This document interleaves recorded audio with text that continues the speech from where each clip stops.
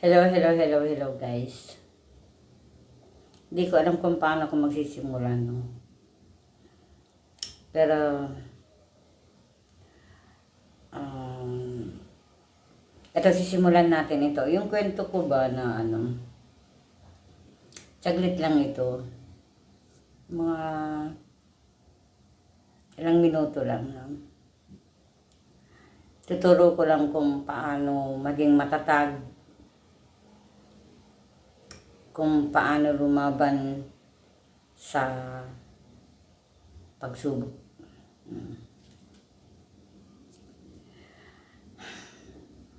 Ako, pinatatag ako ng sa pag-upo ko sa kwait ng 16 taon. Kasi doon, kailangan mo maging matatag ka.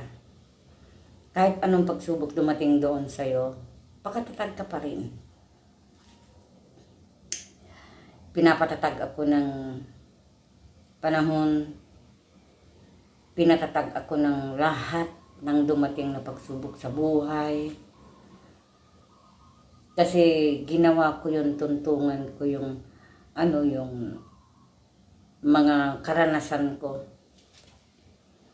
Kasi kung hindi ka maging matatag, ay madali ka mawala sa limelight, kumbaga. Babagsak ka. Pero kung kaya mong labanan yung anuman dumating na bagyo sa buhay mo, kailangan mo kumapit lang. Isa lang naman yung kakapitan natin. Tuon lang sa taas, kay Lord lang. Pinatag ako ng sakit, sama ng loob, ng mawala ang mga mahal mo sa buhay. Lahat ng yun ay tinuruan ako kung paano ako maging matatag.